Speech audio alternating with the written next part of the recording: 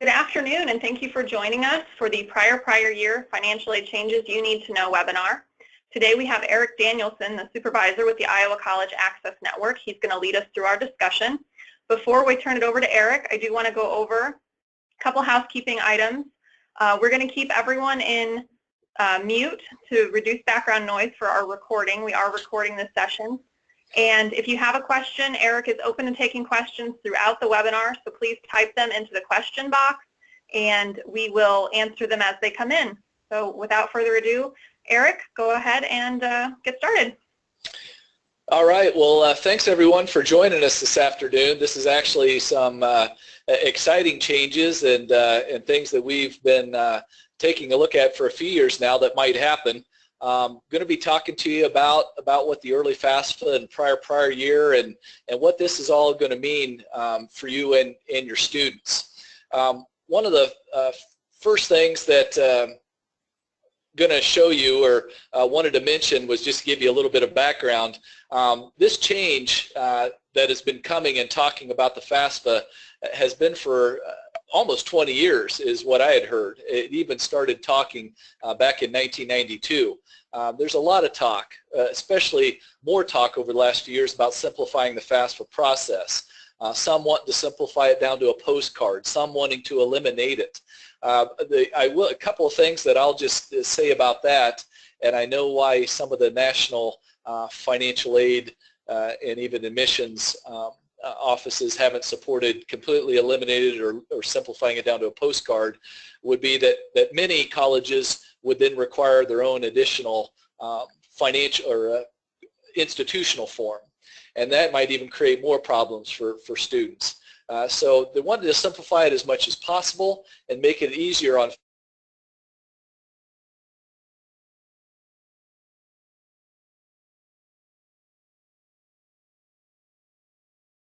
families.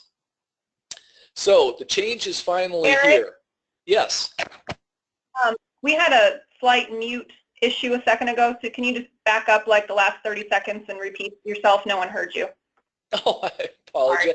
Some people might actually appreciate that out there possibly, but no problem. Sorry about that. Technical difficulty.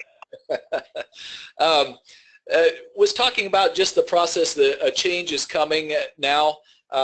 Last few years, even upwards of almost 20 years, there's been talk about going to this prior tax issue on the FAFSA form, and all kinds of talk of simplifying it. There's been talk about trying to make it just into a postcard. A lot of the reasons why that hasn't come about is that if we simplify the FAFSA too much, then there's going to be a lot of institutions that are still going to want and require that information and more institutional forms for students to be able to fill out. So simplifying it too much, completely eliminating it, could actually cause more students issues down the road by having more institutional forms and more things to get done and cause more, other frustration. Finally, after all the debate and everything, coming into what's going to be the 17-18 FAFSA form during the 16-17 school year, we're going to go to this prior tax year. So some of the changes that have already taken place and will be taking place real quickly on this slide. First of all, many of you might already know in dealing with students that PIN numbers are no longer in existence, and now to electronically sign the FAFSA and use it for other sites, it's the FSA or Federal Student Aid ID, which consists of a username and password. There's still a little bit of information I want to share about with that I'll talk about here in just a second. This upcoming school year, for your high school seniors, the FAFSA form is going to be available after October 1st of 2016 instead of January 1st, 3 months earlier than normal, and that's huge. Priority deadlines for colleges generally have been in January 1 through April 15th. There's still a lot of them to be determined by the colleges. There are a few that I'll share with you today and a little perspective on that in just a bit. And then the taxes. Currently we call it prior year's taxes or current year. For filling out this year's 16-17 FAFSA form, we use the prior year's or 2015 tax information. Well, now for the 17-18 FAFSA year, next year for your high school seniors, they're actually going to be able to use and will need to use prior tax year, which means for 17-18 FAFSA, they will be using 2015 tax information. And again, we'll go over this briefly again in here in a few minutes. These are some of the areas that and concerns that I do want to talk about today with you real quickly. The federal student aid ID, early FAFSA filing date, priority deadlines, but sort of getting into it, what it can mean for colleges and universities, how overall financial aid timelines may change, and overall college planning timelines may change, and a little bit about our ICAN changes too. This is still a process that colleges and universities are trying to get a grasp on and knowing what to do. They're still in some talks, but at least we can give you an idea today on some of those talks, what they're going over. So first thing to really jump into is with the new federal student aid ID. PIN numbers are no longer in existence now. The federal student aid ID is the new way to be able to log into a FAFSA and sign that FAFSA form, both by a student and the parent as well. Now with the federal student aid ID, it consists of a username and a password. And what they can be used for is to log into different sites. Where you would go to get a federal student aid ID, we like to list our website at icansucceed.org/FSA ID because we have a little bit of a video that is on there, as well as the link where you can go and dive in to register for those federal student aid IDs. Other websites besides the FAFSA, which is going to be the big one, students will also need a federal student aid ID to log into the National Student Loan Database System, or NSLDS, and then studentloans.gov, studentaid.gov, even agreement to serve website that is on here as well. The FSA ID is the new electronic signature, so what was used with the PIN numbers in the past now have these federal student aid IDs. I'm sure many of you, if you've dealt with students asking about it, this has been a cause of frustration. I know in our offices and helping families, it is something that has created, if we've had any issues this year, it usually involves a federal student aid ID. I've got listed on this slide right here the steps to create an FSA ID and a few important tips. Generally, the FSA ID is just a little more time consuming. They're going to want you to create a username and password, and they'll let you know whether or not the username is still available for you to use. Besides the username, the email address that is associated with the FSA ID can be used instead of the username to initially get in. The password, Eric, yes. your slides are not progressing. Oh, I'm sorry. I apologize about that. I think we had I'm sorry about that. This website, these are the websites again. I'll just go back to that part right now. Some of the other was just general information and setting up. But for the federal student aid ID, this is the websites that will utilize that. FAFSA being the big one, but NSLDS, studentloans.gov, and studentaid.gov, couple of big ones as well. Where we tell students to go and register for the federal student aid ID has been, again, our website at icansucceed.org/FSA ID.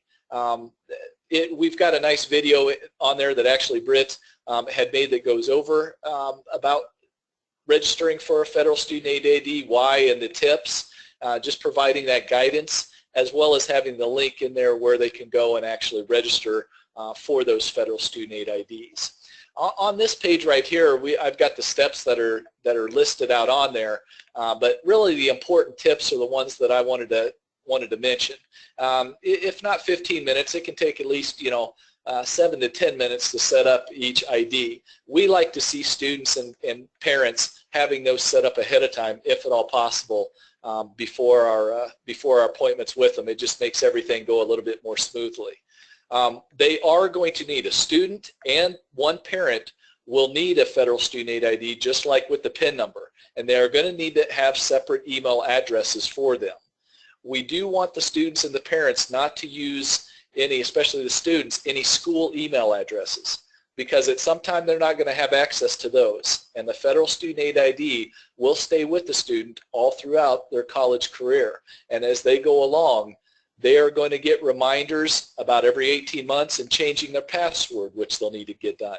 And if they ever do have a problem with logging into a federal student aid ID or trying to use their ID and it's not working, they can have a secure code sent to their email address to go in and re-enter a username or a password. But to do that, they've got to have access to that email. And that's the easiest way to make any changes if you're having problems with your username or password, to get it going right away. So we want them to use, a Gmail account, Hotmail account, something that they'll always have access to. And as the last one says, write everything down. Write everything down. Write their username and password. Families can even print out the information when they're creating it, print out slides that are on there. I've seen some of them do that, print out the information that they have setting it up. But write everything down, because these IDs the students will use from year to year. And when they have them all ready and set up, the FAFSA for us in helping them out is as easy as it's always been. But when they have issues with the FSA ID, it creates a problem. Really a problem-solving activity is what I like to call it, to see where things do go wrong. So wanted to mention about that. That's what the front page of the site looks like. Creating a new one. If you click on the Edit FSA ID, if you enter in the email address or username and then the password, that is a way that you can go and edit any of your personal information. And I've had some families who have created the federal student aid IDs with a wrong social security number. And you actually can log in and even change that along with any other information, a date of birth that has been off by 1 year, 1 day. We've had that where we've had to go in and edit them, and you can do that. And once you go in and enter in the username and password, if you have that already. So hopefully this first year has been a good learning curve and we'll get more comfortable with it. Last thing I'll mention about the federal student aid IDs is we would encourage you as school counselors, if not this year for juniors, which certainly isn't too early, with now as early as they can fill out a FAFSA form next year, but at the beginning of the senior year in August, September, we want to encourage seniors and their families create these federal student aid IDs so that they're ready at some time after October 1 in filling out the FAFSA form. And that's actually the next topic that I want to get into is President Obama on September 14th at North High School here in Des Moines actually announced the initiative to allow students and families to apply for the FAFSA form earlier. It had always been after January 1 of the next year into students being able to fill out the FAFSA form. So after January 1 of 2017 is when you could begin filling out, normally in the past, for the 17-18 FAFSA form. Well, now that's not going to be the case. Students going off to college in the 17-18 school year are going to be able to begin filling out the FAFSA after October 1st of 2016, 3 months earlier than normal. And instead of what we call prior year's taxes, which normally would have been 2016 taxes they would have been filling out, now students are going to need to fill out using prior tax year. So they are going to be using 2015 tax information for the 17-18 FAFSA year. Now, I went to a conference, Federal Student Aid Conference, back in December, and one question that was asked, well, what if after January 1 the students get their taxes done right away? Can then they go ahead and use 2016 taxes for the 17-18 FAFSA form then if they wait until then? And that answer is no. You are to use 2015 tax information. It'll be the 18-19 FAFSA that'll use 2016 tax information.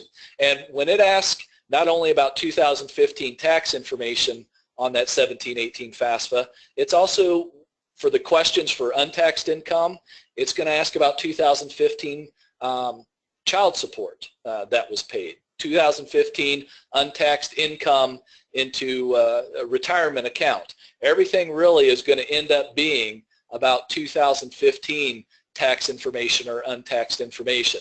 The only questions which really actually really are staying the same is the asset questions still will remain as of the day you're filling out the form, whenever that is. Checking and savings, investments, farm information, all of that will still be as of the day, whatever that day is that you're filling out the form. But the rest of it is going to be taking information from 2015 taxes, and then from then on, prior year. Now, a big question that I know that we still have, as well as you might have, is about priority deadlines. When colleges, what they will do with their priority deadlines. March 1st has always been a big priority deadline with colleges here in the state of Iowa. Now, a few have been earlier. There are quite a few that are later, but March 1 has always seemed to be a big deadline. Will schools move up those deadlines? The answer to that is we feel is yes. We have not heard from many colleges specifically what their deadlines are going to be, although at the beginning of this month I did this presentation with a colleague that I know, a friend of mine from Iowa State, and Iowa State is going to move up their priority deadline to December the 1st for new students as well as returning students. So Iowa State, instead of a March 1 deadline, they are moving up their priority deadline to December the 1st. We at ICAN have started asking colleges when their priority deadlines are going to be, and a lot of them still aren't 100% sure yet. But another college that came in to us just today, St. Ambrose University, they actually are keeping their priority deadline March 15th, just like they have done in previous years. They're going to have a March 15th still deadline for next year. So we've got one college in Iowa State that is moving up their deadline, one in St. Ambrose that's going to keep it, and there are other colleges that we've heard that they might move up their priority deadlines to January 15th. That's been a deadline that some of them has mentioned, but really those are the only two specific examples so far we know that have set their deadlines already up for next year. We anticipate obviously many more colleges in the next few months making those deadlines. We're going to try to get it from them before June so that we can do our financial aid guide and have those deadlines when we do our financial aid nights next year in your high schools. But we're still learning this. There are still, colleges are still going through the process on what it's going to mean to them. And as we hear more information, we will certainly get that information out to you and putting it on our website as well. There was possibilities we had heard whether it's going to be for new students compared to returning students. I haven't heard of a specific college yet that has said that they're going to do that, but that could certainly be a possibility that deadlines for new students could be a little bit earlier for returning students. But again, priority deadlines, when they want to get the FAFSA in, those deadlines are going to be important like any other year, and we're going to want to encourage students to get their FAFSA in by the earliest deadline of whatever colleges that a student is looking at. But the nice thing is now, even with December 1 deadlines, those taxes for 2015 are already complete. Most students are going to be able to use what's called the IRS data retrieval tool and bring it in directly and save themselves a lot of verification paperwork, extra work down the road. So even if colleges move the deadlines up earlier, we still think this is going to be a good thing for a lot of students and families to get their taxes done, to get their FAFSA done with completed taxes initially, and hopefully able to use that data retrieval tool right away as well. Now, some of the concerns, colleges and university planning, some of them, what they're going through right now isn't only about setting priority deadlines. I know setting tuition and fees. Some schools do that sooner than others within a school year, and they're going to their boards and asking them to try to set the tuition and fees earlier. I know of some schools that are able to do that, and there are just others that are not within that cycle yet where their boards are still having to set what their 16-17 tuition and fees are going to be, but they're trying to encourage them to learn that more. And then the software. There are software issues with downloading FAFSAs, doing award letters. Software vendors are having to try to get get this new process going and get them up and running for next year. And what this all really entails, even funding levels. What is the federal and state aid going to be? The Pell Grant money, the Iowa Tuition Grant. When are these going to be set for colleges to know? Because the whole idea behind the process of getting this FAFSA form done was hopefully to get award letters out sooner to students, or at least an idea on what they're able to do. But there's still a lot of these questions to be answered on that previous page on when they're going to get all those back and when award letters can go out. I think right now for many financial aid offices, they're going to be able to get them out sooner, but they're not going to be able to get them out in October for students that do the FAFSA in October. It's just not going to be possible. And I don't have anything official, but just the feeling that I get is many of the college and universities are probably going to wait until second semester in January before they start sending out award letters. Not that there can't be some estimated award letters and different things going out earlier by some schools, but it's just a feeling at this time. I think this whole change is in this first year coming up with this change to early FAFSA and using prior year's taxes, it's going to be a feeling process out this first year. See what works best, what doesn't, and hopefully that'll make the second year better and the third year better. But right now, that's just the idea that we're getting, that I think award letters are going to go out earlier, but don't be expecting them again in October, November necessarily. Not at all schools anyway. Many of them will probably still wait until into January once that spring semester begins and start sending out award letters at that time. That's still going to give families more time in making a decision, even if they're getting them out then, because at the way that under this old system, now seems to be the time when most colleges and universities are sending out award letters to new students. And for some of them, even they can't even now, when families are still trying to get taxes done and go through verification. By moving to prior year, most families, once you do the FAFSA correct the first time, whenever the colleges start sending and universities start sending out the award letters, that should be the actual award. And even when award letters are going out even earlier to give students an idea, there still might have to be some tweaks that they do later on, because you get the feeling the state especially, and probably even federal aid, aren't going to be etched in stone until they normally are later on in the spring before a school year. So there are going to still be some award letters, even if they start sending them out in January, colleges and universities that are still, quote, kind of having to estimate what some of the official like Pell Grant or Iowa Tuition Grant may be. And I think over the years, once we get more used to this process and the federal and state catch on, maybe that'll change, but this first year, that's probably going to be the case.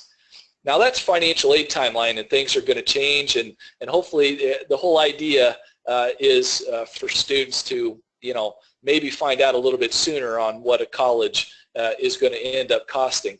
The overall college timeline, that's really not supposed to change. Financial aid, this whole going to early FAFSA and prior year is now supposed to align more with the actual college planning process. So there isn't supposed to be any pressure to make students going with any earlier decisions. May 1 is still decision day, and students are in colleges and universities, I should say, are still going to honor that. So there's not supposed to be any pressure on there. Actually, one of the things with this change, one of the positives that the government was hoping with this is that more students might list more colleges down on the FAFSA and be taking a look at more schools because they can begin the process a little bit earlier and keep options open. But it is not supposed to pressure them at all in making any earlier decisions. Now, that doesn't mean that some of the college and admissions offices aren't taking a look how this might impact them, and instead of traveling in the fall, maybe they start travel more in the spring and hitting juniors, since everything else is moving up a little bit earlier. I don't have anything official on that or no, but I still think there's a lot of talk within the admissions offices too, how this change is affecting them and when they're gonna do more of their visits. It could affect when college fairs are going to take place. It seems here in Iowa the majority of them are in the fall semester still. Maybe it'll be in the spring more when the college fairs. A lot of things still to take into account and decisions to be made that we're still not 100% sure on. But again, we like to do webinars like this and get the information out just to kind of give you an idea on what might be down the road. Now, as far as ICAN changes, obviously this change we've been hearing about and looking at for the last couple of years, thinking that it could come into play. And many of you might already have information, should have already received information and know a little bit about this right now. But some of the ICAN changes that we're needing to do is in August through October, that is when we want to offer our freshman transition, career and college planning, and financial aid nights. Typically, we've done our financial aid nights from the middle of October through January. Now we're having to move it up with October 1 of 2016 being when families can start it. We need to get this information out to families sooner. We kind of want you to look at this as a complete transition year for us as well, because we want to encourage you as school counselors that are on the webinar today to try to have your juniors attend the financial aid nights besides the career and college planning nights this year as well. Because I think what we're going to need to do, depending on what we see with other priority deadlines, is we'd like to spread out, if you would like to hold them, even in February, March, and April and May, have our career and college planning and maybe even some financial aid nights that are geared for juniors then. Obviously we didn't do it last year, so again, this year's kind of a transition period for us, but it's not going to be too early to do financial aid nights for junior families. They, just like admissions process and visiting colleges and other things, they're going to need to know about financial aid sooner now, so we might want to try to start transitioning those to include the junior families. And then in the 17-18 actual school year, you know, we still hold presentations August through October, but you know, maybe hold many of them even in February through May as well. And actually this year we're still going to, as the last bullet point says, we don't want to do any presentations per se from the middle of November through January, focusing on helping students and filling out FAFSA forms at that time, and then start back up with our presentations in February, March, April, and even into May. If we need to. Where February was never a month that we traveled and had to, you know, our busiest months for FAFSAs, now with this change we're going to be able to start, you know, can start traveling during that time if you'd like some presentations in that period. Again, I believe after this first year, what we go through it, we're probably going to have to reevaluate and see what works best and what doesn't, but we think we at least got a pretty good game plan for this first year on what we can do with still coming out to the schools and helping students and families go through this process.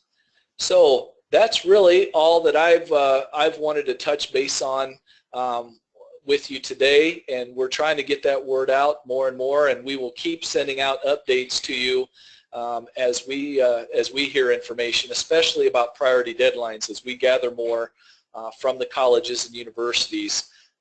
We'll get that information out to be able to share to students and families with you. So are there any questions at all that anyone has? You can use the question pane to type some in. Are there any questions at all that any of you have with the changes that are coming up?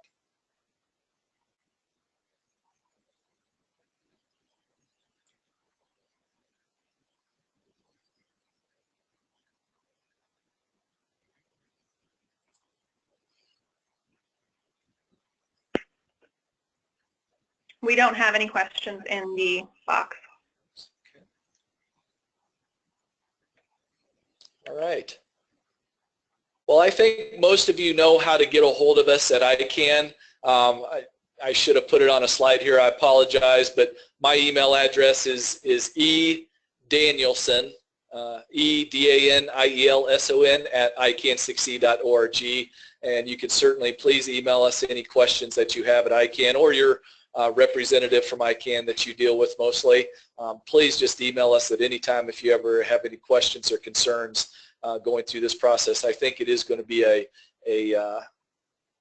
learning process for us all. Eric, we have a question. Do you suggest juniors create their accounts starting next year? For their federal student aid ID, I would suggest juniors creating their accounts at the beginning of the school year next year. If they're real good about keeping all their information in one place and want to do it now, then by all means, you know, go ahead and do that. But they just need to have it ready for it sometime after October 1, beating their earliest priority deadline of whatever that they're going to have. And so if beginning of in September as they're coming in, if their parents don't have one already and one parent needs to do it, if they do it in September, I think that'll be perfect. And maybe that means they'll be seniors next year.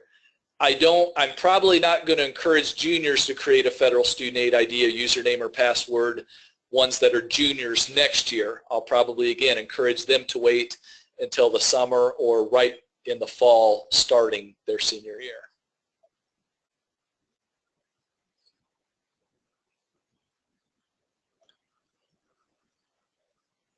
Any other questions? before we end the webinar here. Any other questions?